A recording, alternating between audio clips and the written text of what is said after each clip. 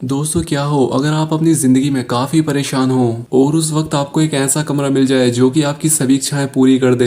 कुछ ऐसा ही होता है आज की इस कहानी में एक कपल के साथ जो कि उनकी जिंदगी तो बदल देगा, लेकिन इस रूम की एक भयानक सच्चाई भी होती है जो कि ना आगे काफी परेशानी में डालने वाली है। ये कहानी शुरू होती है और हमें एक कपल को दिखाया जाता है जिसमें लड़की का नाम कैट और लड़के का नाम मैट होता है। ये लोग एक छोटे से शहर में एक घर खरीदते हैं। अब इसमें से जो मैट होता है वो पेशे से एक आर्टिस्ट होता है और उसकी वाइफ केट एक ट्रांसलेटर होती है। लेकिन अब इन दोनों ने अपनी जॉब छोड़ दी होती है क्योंकि इन्हें अपनी लाइफ में कुछ और नया करना था। खैर अब इसके बाद ये लोग उस घर के अंदर आते हैं और उस घर को अंदर से एक्सप्लोर करने लगते हैं। अब यहाँ पर मैट को घर के अंदर एक अजीब किस्म का रूम मिलता है और मैट को इस रूम की चाबी भी अपने सामान से मिल जाती है। अब जैसे ही ये दोनों लोग उस रूम को खोलने के लिए जाते हैं कि तभी घर की सभी लाइटें खुद से ही जल बुझने लगती हैं और इसके बाद लाइट चली जाती है। अब इसके अगले दिन ये एक इलेक्ट्रीशियन को बुलाते हैं और मैट उसे बेसमेंट के अंदर लेकर जाता है। अब यहाँ मैट जब उसे लेकर पहुंचता है तो वो काफी चौंक जाता है क्योंकि ये पूरे का पूरा बेसमेंट काफी सारी तारों से भरा पड़ा था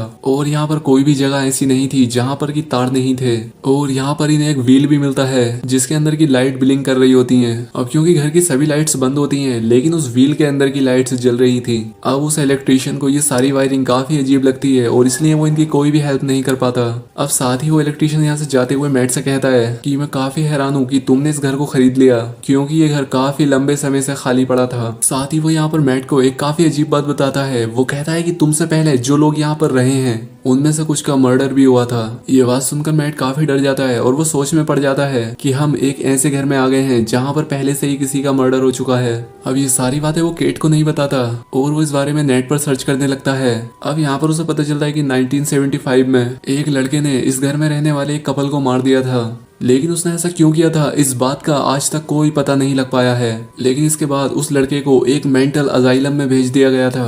अब इसके बाद मैट उसी रूम में जाकर बैठ जाता है जो कि उसने खोला था और वो यहाँ पर सोचने लगता है कि काश मेरे पास एक और ड्रिंक की बोतल होती। और तभी उसके पास में जो लैंप होता है वो विलिंक करता है और कुछ देर के लिए लाइट बंद हो जाती है और जब लाइट वापस आती है तब उसके सामने एक वाइन की बोतल रखी थी। अब ये देखकर मैट काफी डर जाता है लेकिन वो बोतल बिल्कुल वैसी ही होती है जैसी कि मैट पहले ड्रिंक कर रहा था। अब इसके बाद सुबह होती है और कैट उठती है तो वो देखती है कि घर की सभी लाइट्स ब्लिंक कर रही हैं और इसके बाद वो मैट के पास उसी रूम में जाती है और यहाँ कर कैट देखती है कि वो पूरा रूम काफी महंगी चीजों से भरा हुआ है जिनमें की पेंटिंग्स, ड्रेसेस और भी बहुत सारी चीजें होती हैं। और अब यहाँ पर मैट कैट से कहता है कि ये कमरा हमें वो हर चीज दे सकता है जिसकी हम विश करते हैं और इसलिए मैट कैट को भी विश करने के लिए कहता है, जिस पर कैट कहती है कि मुझे एक अच्छी सी जॉब मिल जाए। यहाँ पर मैट उससे समझाता है कि ये रूम सिर्फ चीजें दे सकता है, जॉब नहीं। तुम किसी चीज को मांगो और वो तुम्हें मिल जाएगी। यहाँ पर कैट पैसे मांगती है। इसके बाद वो लाइट फिर से ब्लिंक करती है और इन्हें उस रूम के एक कोने में पैसे मिल जाते हैं। अब यहाँ पर पहले तो कैट को ये सब अच्छा नहीं लगता लेकिन बाद में मैट उसे काफी समझाता है और अब इस कमरे का असर इन लोगों के ऊपर होने लगता है। वो यहाँ पर अलग अलग तरह की वाइन्स मंगाते हैं, महंगी ज्वेलरीज मंगवाते हैं, महंगी ड्रेसेस को विश करते हैं और साथ ही और भी बहुत सारी चीजों की विश करते हैं। अब ये सब इन लोगों का काफी दिनों तक चलता रहता है। अब क्योंकि ये लोग उस रूम से बहुत सारी चीजें ले चुके होते हैं और अब वो काफी खुश होते हैं और वो अपनी लाइफ को काफी एंजॉय कर रहे थे।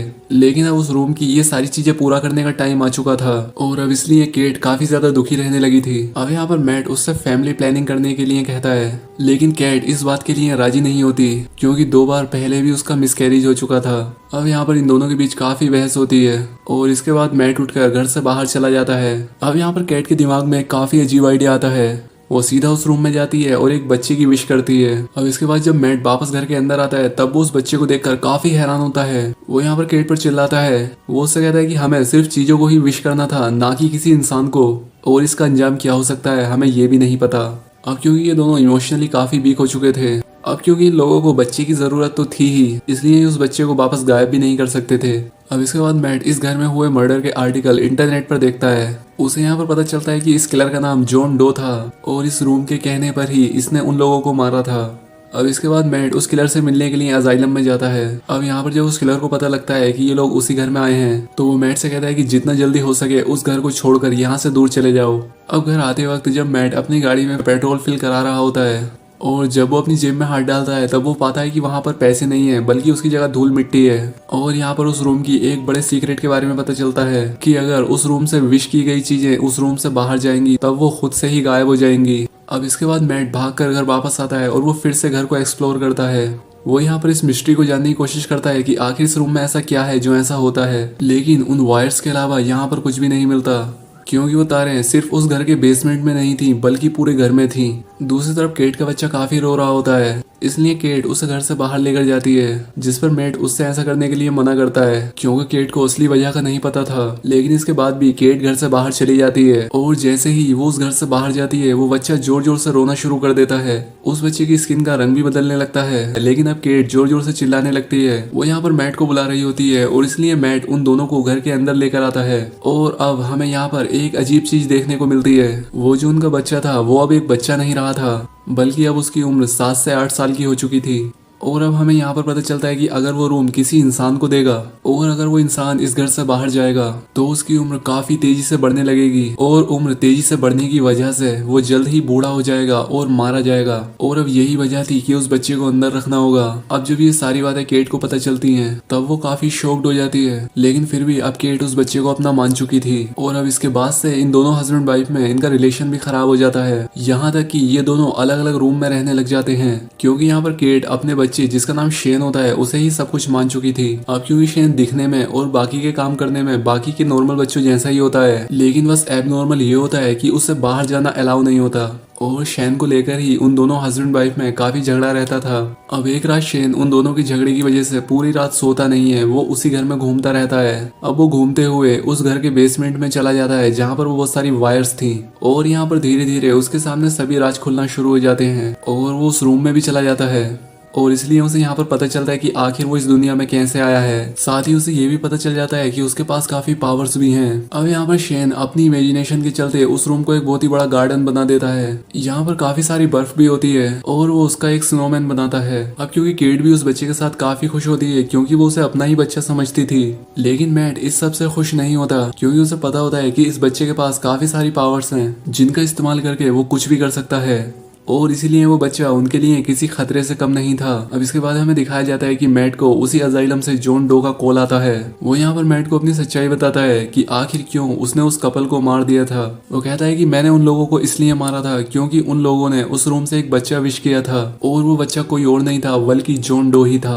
अब क्योंकि वो बड़ा हो गया था, उसे बाहर भी जाना था, बाहर की चीजों को देखना था, उसे बाकी लोगों की तरह अपनी जिंदगी बितानी थी, लेकिन उस पर काफी पाबंदियां थी। और इसलिए उस रूम ने मुझसे कहा कि अगर तुम्हें बाहर जाना है तो तुम्हें उसी इंसान को मारना होगा जो कि तुम्हें इस दुनिया में लेकर आया है। और यही वजह थी कि मैंने उन विश करने वाले लोगों को ही मार दिया था और इसी वजह से मैं जेल में हूँ। ये सारी बातें केट घर के दूसरे फोन से सुन लेती है। इसके बाद वो घर से गाड़ी लेकर चली जाती है कि आखिर उसने कितनी बड़ी गलती कर दी है। अब केट काफी रात तक घर ही नहीं आती और वो अपनी गाड़ी ड्राइव करती रहती है। घर पर शेन मैट से पता करता है कि आखिर उसकी माँ कहाँ पर है, लेकिन मैट तो काफी गुस्से में होता है, इसलिए वो उसे सारी सच्चाई बता देता है कि हमने तुम्हें उस रूम से विश किया था। और इसलिए वो उससे कहता है कि अगर तुम इस घर से बाहर जाओगे तो तुम 5 मिनट के अंदर ही जवान हो जाओगे और बूढ़े होकर मर भी जाओगे। और इसलिए वो उसे जानबूझकर घसीटते हुए दरवाजे के पास ले आता है, लेकिन बाद में उसे उस पर तरस आ जाता है कि आखिर ये है तो एक बच्चा ही। और इसलिए मैट उस बच्चे को सॉरी बोलता है और वो उसे एक स्टोरी सुनाता है और अब वो दोनों एक साथ इतने घुल मिल जाते हैं जैसे कि वो सच में बाप और बेटा हों।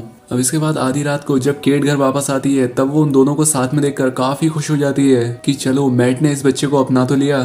खैर अब कुछ देर के बाद शेन की आंख खुल जाती है और इसके बाद वो मैट और केट को रूम में एक साथ देखता है। शेन उन दोनों को दरवाजे के बाहर से देख रहा होता है और उसके मन में अपनी माँ को लेकर अट्रैक्शन हो जाती है। अब इसके बाद शेन घर से बाहर चला जाता है और जब वो वापस अंदर आता है तब वो एक 17 से 18 साल का लड़का बन चुका था और अब इसलिए वो मैट को मारने की कोशिश करने लगता है। अब इस सब में केट को चोट लग जाती है और वो बेहोश हो जाती है। जब केट को होश आता है तब मैट उसे बताता है कि शेन और मेरे बीच फाइट हुई थी और इसी बीच शेन मारा गया। अब ये बात सुनकर केट काफी दुखी हो जाती है क्योंकि उन्हें कुछ दिनों के लिए एक बच्चा मिला था और अब वो चला भी गया। खैर अब इसके बाद केट मैट से कहती है कि मैं यहाँ रहना नहीं चाहती, मैं यहाँ से जाना चाहती हूँ। लेकिन यहाँ पर मैट उससे कहता है कि हमारे पास पैसे नहीं है और दूसरा ये कि हमें यहाँ पर सर्वाइव करने के लिए सब कुछ मिल भी जाता है और शायद इसलिए हमें ये जगह नहीं छोड़नी चाहिए। अब यहाँ पर केट नोटिस करती है कि मैट का बिहेवियर बिहेवियर बदलता जा रहा है वो काफी अजीब होता जा रहा था। अब वो यहाँ पर कैट के साथ जबरदस्ती करने लगता है और अब हमें यहाँ पर पता चलता है कि वो मैट नहीं है बल्कि वो शेन है, जो कि अब एक जवान आदमी बन चुका है। अब क्योंकि शेन अपनी पावर्स के बारे में जानता था और वो मैट इसलिए बन गया था क्योंकि वो केट को अपने मन ही मन पसंद करने लगा था। इसके बाद शेन उस घर को चेंज करके अपने पुराने घर के जैसा बना लेता है। अब यहाँ पर केट जो कि बेहोश हो चुकी थी, शेन उसे उठाकर उस रूम में लेकर आता है। इसके बाद मैट को दिखाया जाता है जो कि बेहोश होता है। अब उसकी यहाँ पर आंख खुलती है और वो उन दोनों को घर में ढूंढने लगता है, लेकिन काफी कोशिश करने के बाद भी वो दोनों उसे घर में नहीं मिलते और अब वो रूम भी लॉक होता है। इसलिए वो बराबर वाली दीवार में होल करके उस रूम के अंदर चला जाता है और उसे यहाँ पर बहुत सारी तारें दिखाई देती हैं जिन्हें वो हटा करके दीवार की दूसरी तरफ चला जाता है और दूसरी तरफ जाने पर इसे अपने घर के जैसा ही सब कुछ नजर आता है और यहाँ पर मैट समझ जाता है कि ये सब शेन नहीं किया है। इसके बाद मैट कैट के पास पहुंच जाता है और अब यहाँ पर दो मैट होते हैं। अब यहाँ पर कैट कंफ्यूज हो जाती है कि इनमें से असली कौन है और यहाँ पर वो शेन का नाम लेती है जिस पर वो रेस्पॉन्स करता है और इसलिए यहाँ पर कैट को पता चल जाता है कि असली मैट कौन है और शेन कौन था। और इसके बाद कैट मैट को लेकर यहाँ से भागने लगती है। अब वो दोनों हस्बैंड वाइफ इस घर से बाहर भाग रहे होते हैं और शेन भी उनका पीछा करना शुरू कर देता है और इसके बाद वो दोनों उस दीवार को पार करके असली घर में पहुंच जाते हैं। अब उनके पीछे पीछे शेन भी पहुंच जाता है और अब असली मैट उसे पकड़कर घर से बाहर ले आता है और अब इसलिए केट दरवाजा बंद कर देती है।